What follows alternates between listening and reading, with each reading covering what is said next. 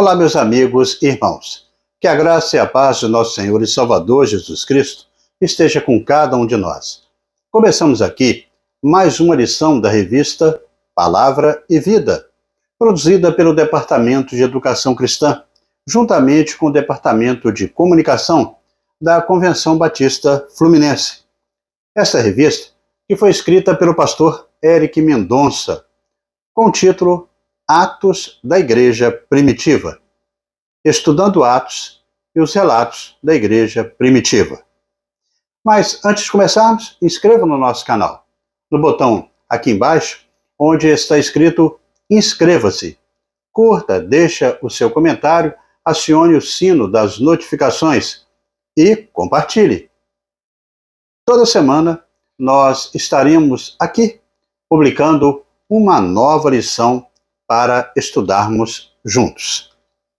A lição de hoje é a lição de número 6 e traz o título A Importância da Pregação da Palavra. E tem o texto base no capítulo 2 do livro de Atos dos Apóstolos. Nós estaremos lendo apenas os versículos 37 até o 42. Para aí, a introdução desta nossa lição.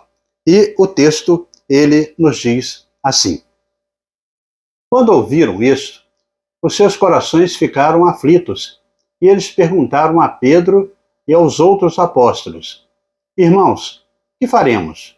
Pedro respondeu: Arrependam-se e cada um de vocês seja batizado em nome de Jesus Cristo, para perdão dos seus pecados, e receberão o dom do Espírito Santo. Pois a promessa é para vocês, para os seus filhos e para todos os que estão longe, para todos quantos o Senhor, o nosso Deus, chamar. Com muitas outras palavras, os advertia e insistia com eles: Salvem-se desta geração corrompida. Os que aceitaram a mensagem foram batizados, e naquele dia houve um acréscimo de cerca de 3.000 pessoas.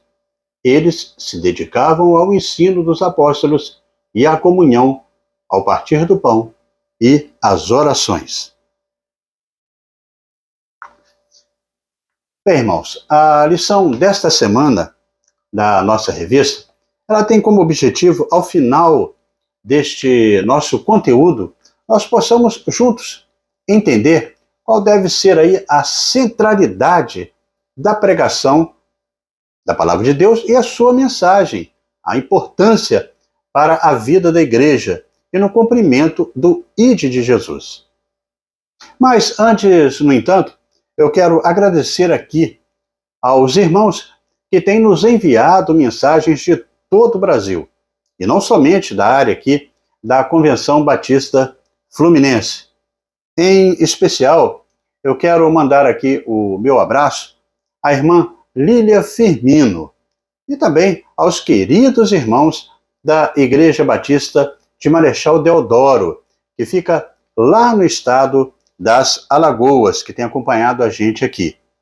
Ao irmão Reginaldo Araújo, que pertence à Igreja Batista em Juazeiro do Norte, lá no Ceará. A irmã Andréa Lima, manda aqui o meu abraço também, e aos irmãos que estão em Parnaíba, no Piauí, também vai o nosso abraço.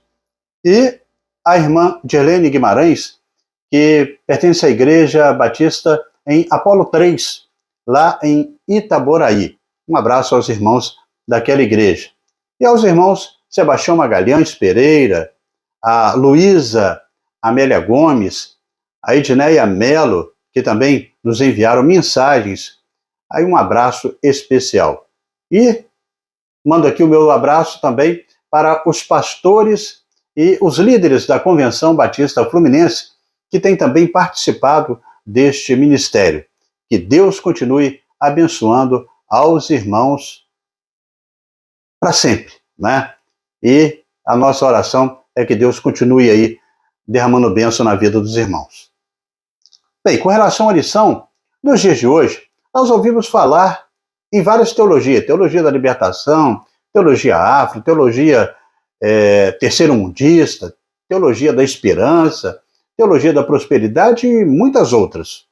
Mas todas são correntes de pensamento em que a Bíblia ela é interpretada pela ótica de uma corrente de pensamento humano, em vez de se examinar as correntes de pensamento humano à luz da Bíblia. Muitas vezes, isso está desfigurando o cristianismo. Qual é exatamente o conteúdo do Evangelho? O que a igreja primitiva pregou? Como ela se dirigiu ao mundo e o que ela disse? A passagem narrada aqui por Lucas, em Atos dos Apóstolos, com a pregação de Pedro e sua inspiração pelo Espírito Santo, nos motiva, como servos do Senhor, a perseverar na fidelidade da pregação da palavra sobre Jesus. A pregação em que Pedro dirige a palavra aos visitantes de Jerusalém naquele dia segue logo após a descida do Espírito Santo, como nós estudamos na lição passada, a promessa que foi realizada. Em Atos dos Apóstolos, no capítulo 2, de 1 a 13, nós vimos isso, quando foram destacadas aí as conexões com as promessas do Antigo Testamento, bem como aí a sua conexão entre as ênfases pneumatológicas e também missiológicas do livro de Atos dos Apóstolos. Nós estudamos isso na última lição. A mensagem é a manifestação do Espírito Santo, tanto em Pedro, que foi o pregador, quanto naquelas pessoas que ouviam aquela mensagem, impactando o ide e também o ensino, a mensagem das boas novas do reino e a transformação de vidas. Pedro, ele se destaca neste momento inicial porque ele foi um dos discípulos de confiança de Jesus, o primeiro aí a declará-lo como o Cristo, o Filho do Deus vivo, e recebeu de Jesus mais atenção que os demais. E também porque ele pregou os primeiros sermões naquela igreja, e que foram, inclusive, o cartão de visita teológico da nova comunidade. E dessa maneira nós chegamos ao primeiro tópico da lição de hoje, e que tem o título O Espírito Santo na Pregação. O Espírito Santo na Pregação. Deus, ele tinha inaugurado um novo tempo com Jesus para a relação com o seu povo, o povo escolhido. E este novo tempo estava sendo ratificado pelo Espírito Santo através da pregação da palavra de Deus, ali no anúncio do plano de salvação para toda a humanidade. A tão almejada era messiânica que Israel esperava tinha chegado com Jesus. Vivendo no meio de nós, era o Deus presente. A conclusão do sermão de Pedro é bem clara quando destaca no versículo 36, onde ele diz: portanto, que todo Israel fique certo disso. Este Jesus, a quem vocês crucificaram, Deus o fez Senhor e Cristo. Bem, irmãos, na última lição, nós discutimos a descida do Espírito Santo, marcando aí um novo tempo para a igreja, nascendo a igreja de Jesus. Com sua presença constante e ininterrupta no meio de nós, ele convence os corações de sua natureza pecaminosa, como destacamos aí, como está destacado em João 16, no versículo 7 ao 11, transformando-os em servos de Jesus. O sermão propriamente dito se inicia no versículo 22, o sermão de Pedro, e se estende até o 36. Pedro falou a respeito de Jesus, o seu ministério, a realização de milagres, a sua crucificação, a sua ressurreição, sua ascensão e a exaltação do Senhor Jesus. Ele o apresenta como Jesus, o homem, e como Jesus, o Senhor. Este primeiro sermão de Pedro pode ser interpretado como um bom exemplo do conteúdo da pregação apostólica, da pregação discipular, daquela que deve ser pregada. O seu tema principal era Jesus, crucificado, ressuscitado, glorificado.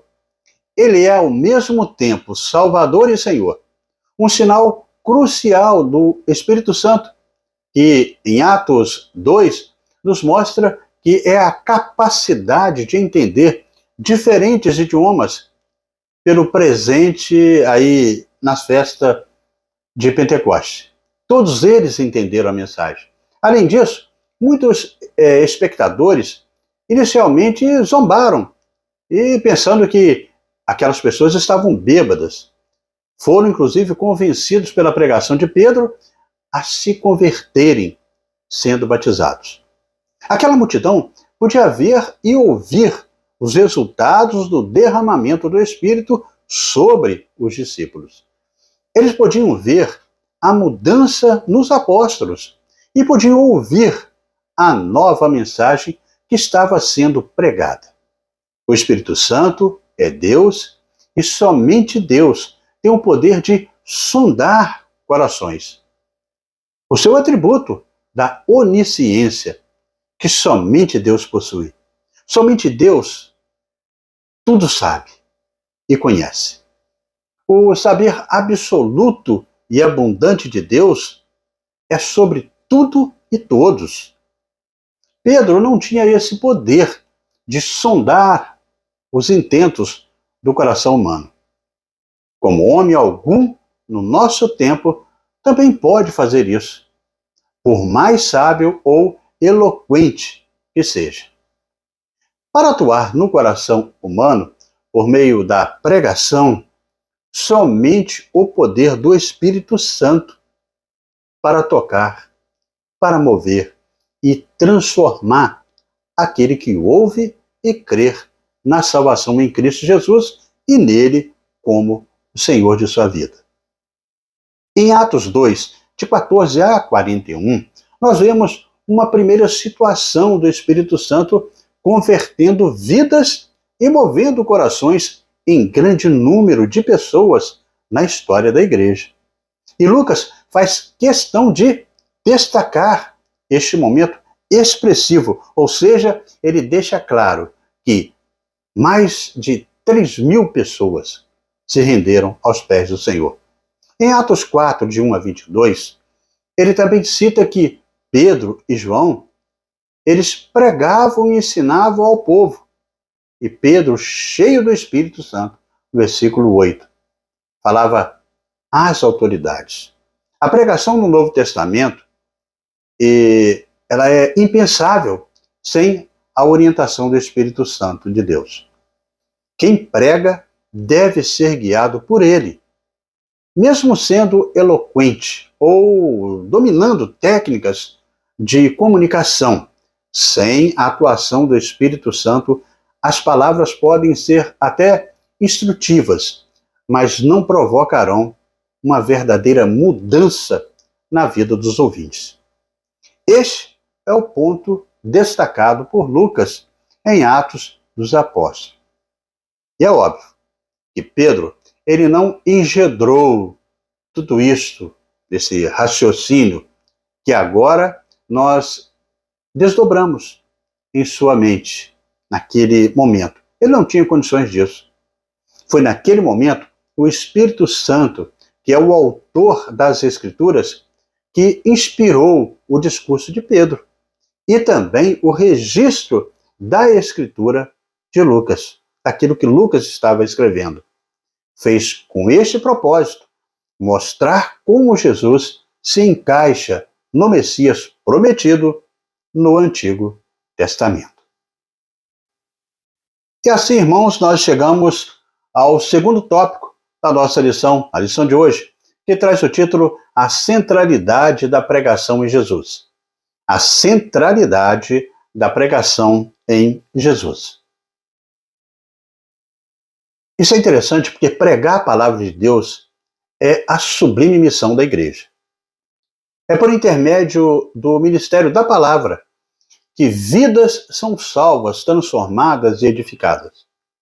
Neste tópico, nós veremos a importância da pregação bíblica.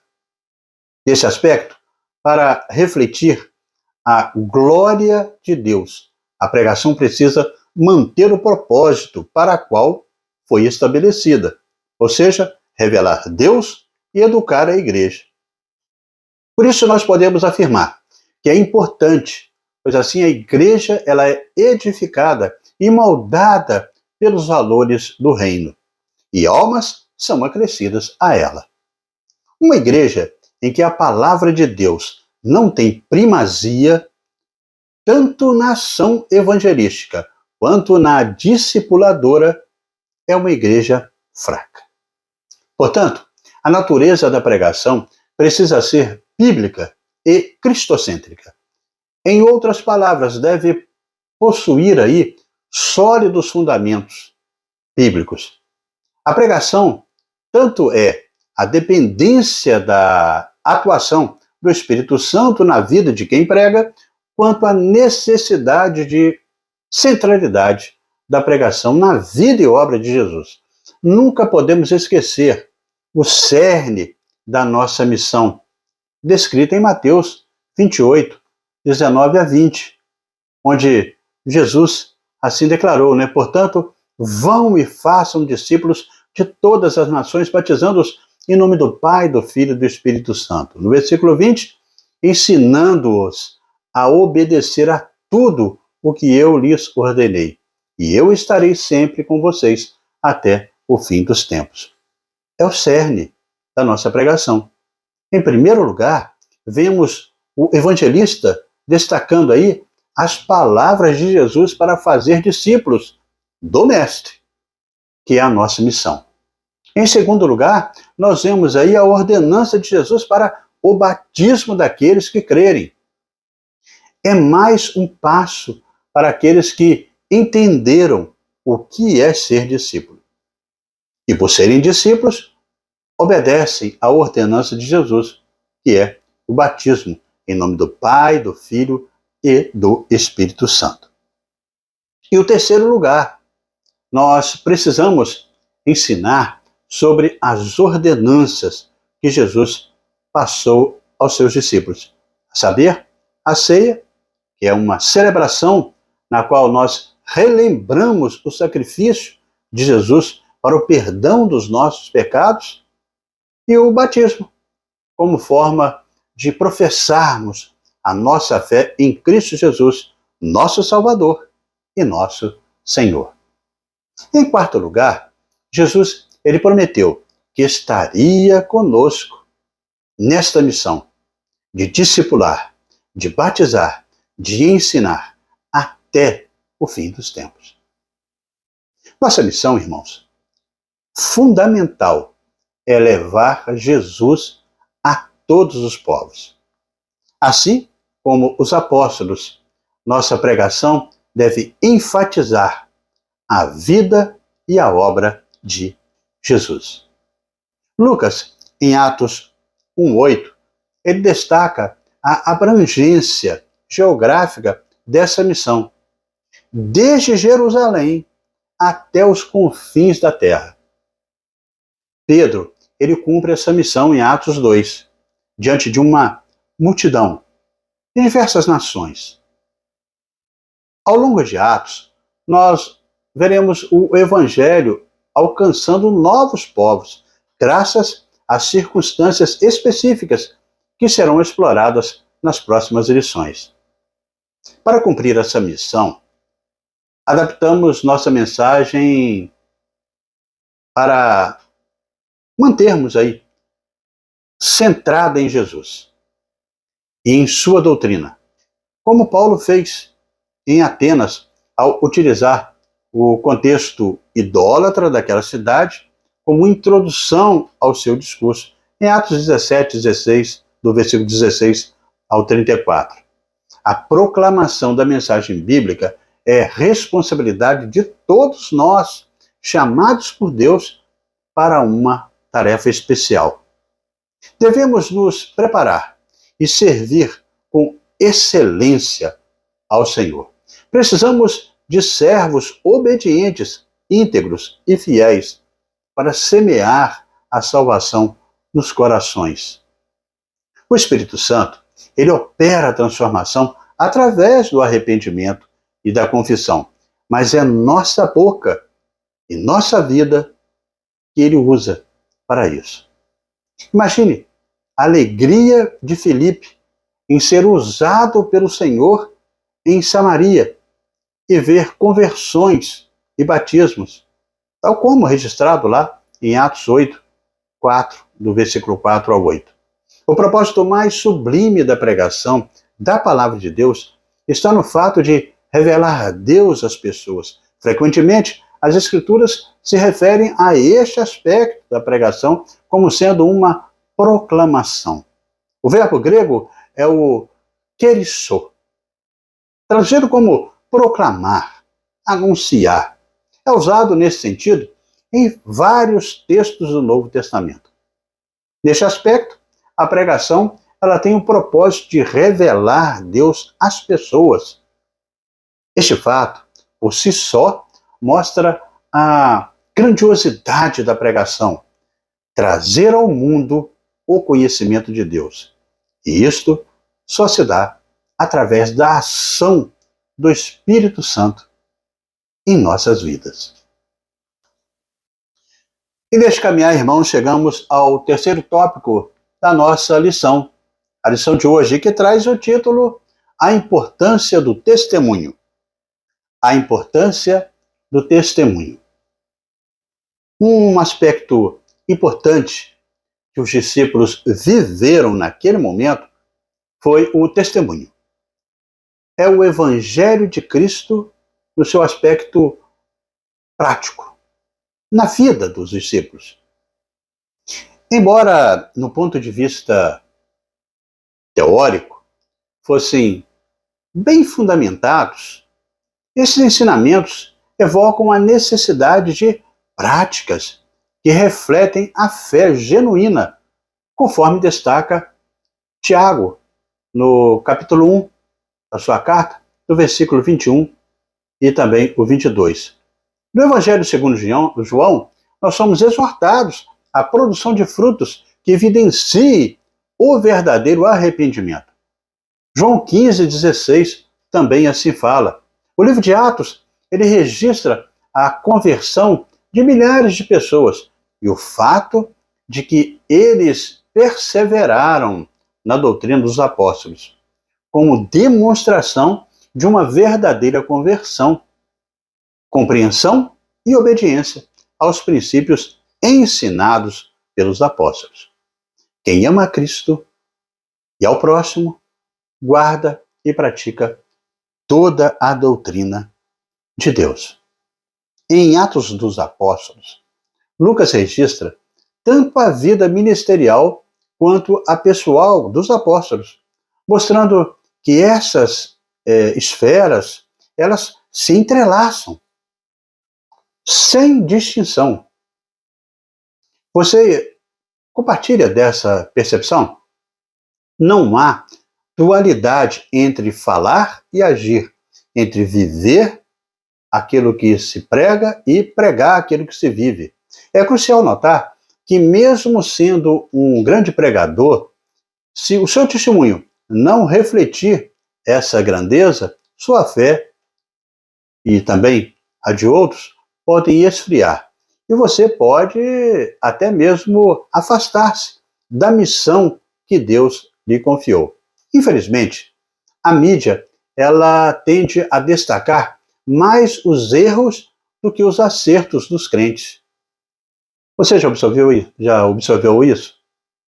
Desde criança eu aprendi uma lição que é muito valiosa.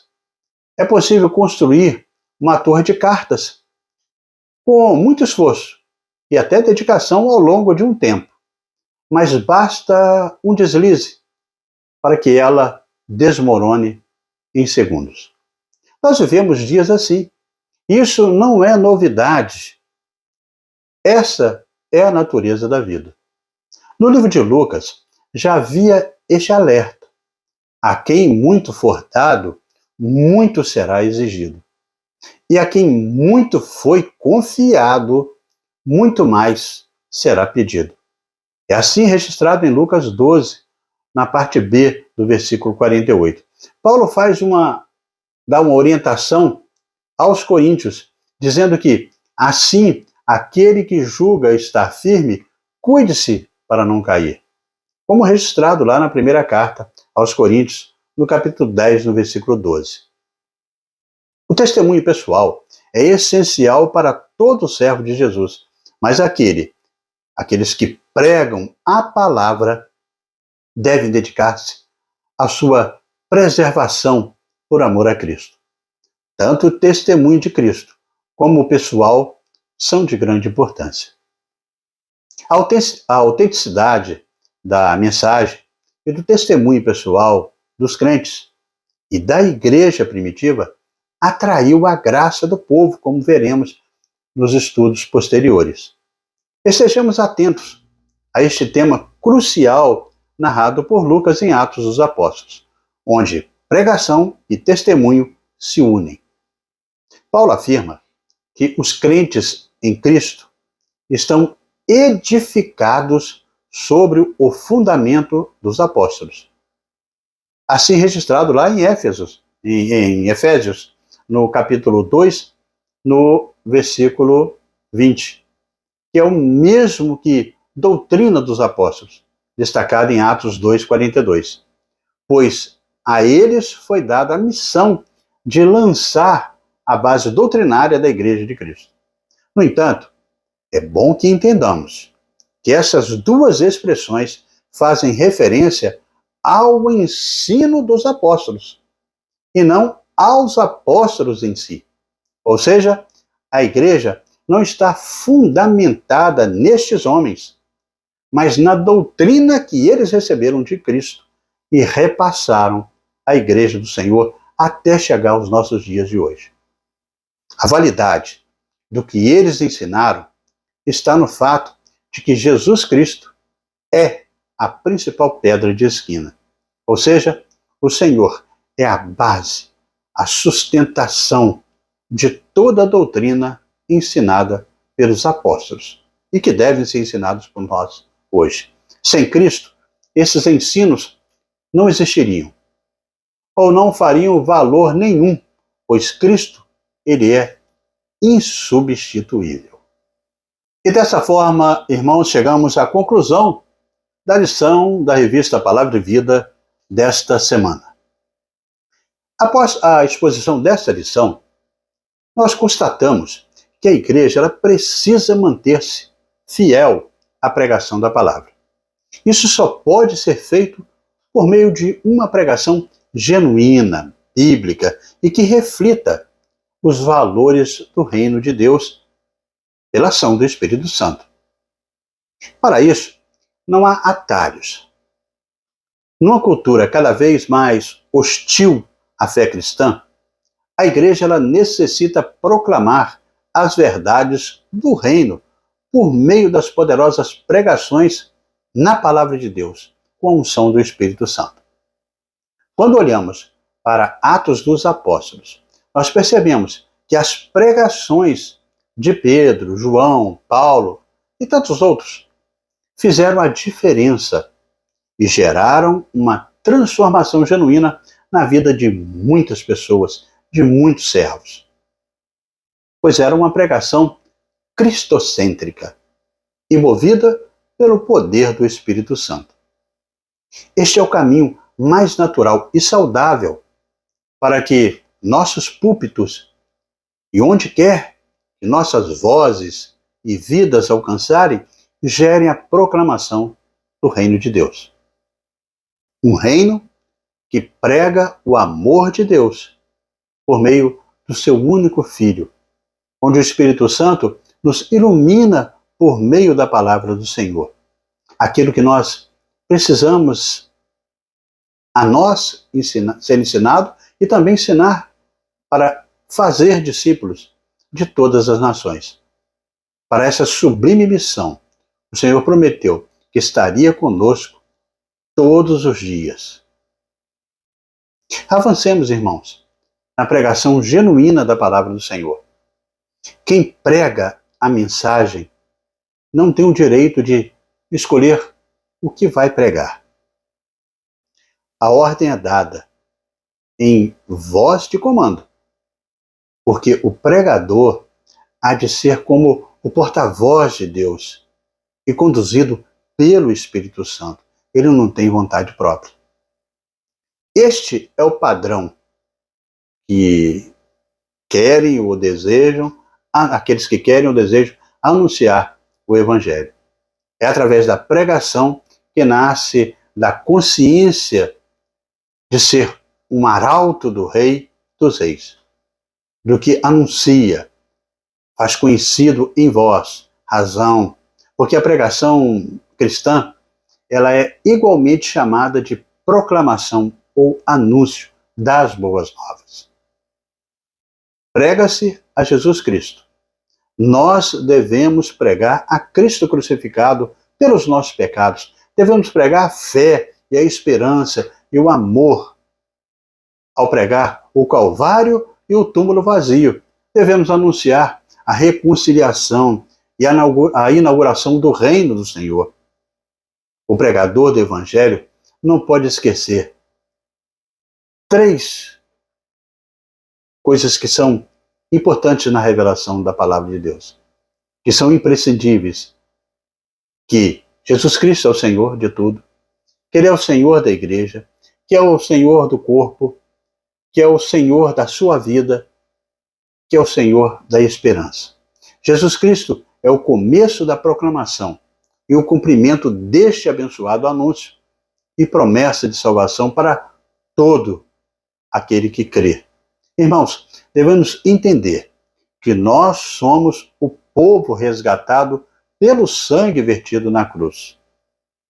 Ali foi declarada a falência humana, mas também o poder de Deus. Certamente, a palavra da cruz é loucura para os que se perdem, mas para nós que somos salvos, é o poder de Deus, como retrata 1 Coríntios 1,18.